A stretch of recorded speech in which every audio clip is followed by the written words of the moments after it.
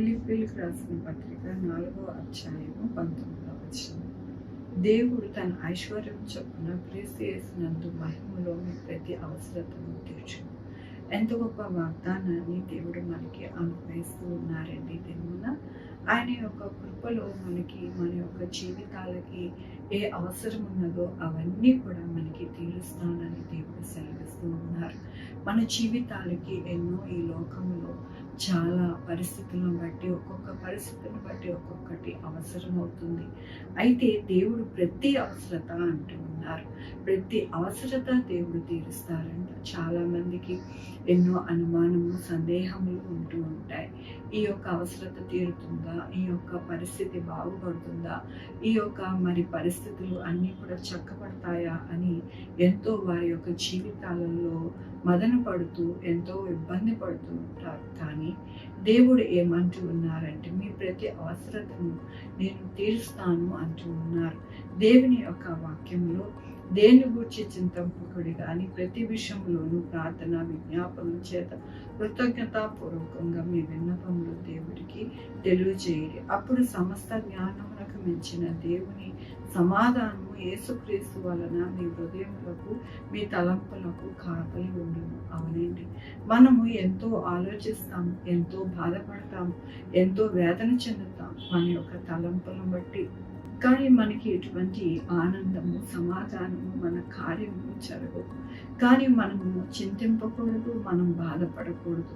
మనము ఎల్లప్పుడూ కూడా మనం ఏం చేయాలి అంటే ప్రతి విషయంలోనూ ప్రార్థన విజ్ఞాపనతోనూ ఆయన వైపు మన చింత అంతా కూడా వేసి మనము ఆయన వైపు చూసినప్పుడు మన యొక్క పరిస్థితులన్నీ కూడా ప్రతి విషయం కూడా దేవుడు మనకి తీర్చి ఆయన కృప మనకి అనుగ్రహిస్తాను అని ఈ దినమున దేవుడు తెలియపరుస్తున్నందుకు దేవుడికి వందనాలు చెల్లిస్తూ ఉన్నాను. ఈ దినమున పుట్టినరోజు పెళ్లి రోజు అనేక శుభదినములు చేసుకుంటున్న వారందరికీ కూడా నిండారుగా శుభాకాంక్షలు తెలియజేస్తూ ఉన్నానండి.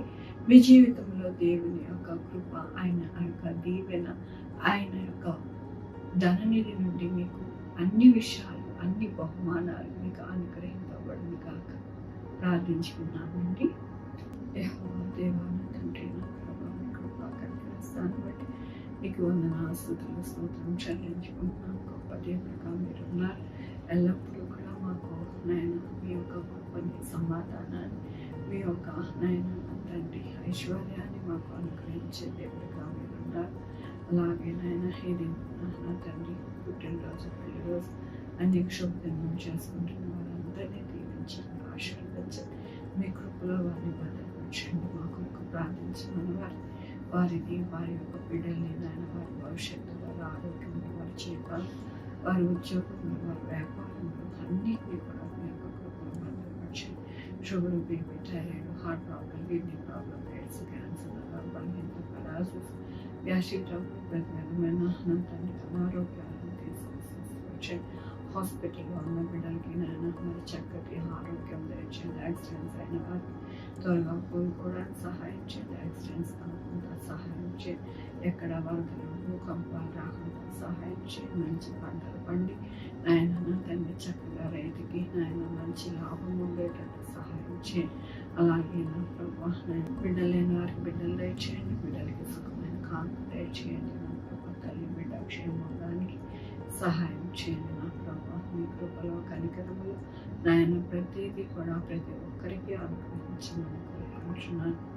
అట్లాగే నాయన నా తండ్రి మీ యొక్క కృపతో నాయన ప్రతి ఒక్కరిని ఆదరించండి. నాయన నా తండ్రి ఎవరైతే దుఃఖపడుతూ ఉన్నారో వారిని ఓదార్చండి. మీ యొక్క కృపలో ప్రతి ఒక్కరిని నడిపిస్తారని మీకు వందనాలు చెల్లించుకుంటూ నా ప్రభు నా రక్షణ యేసుక్రీస్తు పరిశుద్ధమైన నామమున అడిగి వేడుకుంటున్నాను తండ్రి. ఆమేన్. తండ్రి కుమార్ పరిశుద్ధాత్మ సదాకాలం మనందరికీ తోడై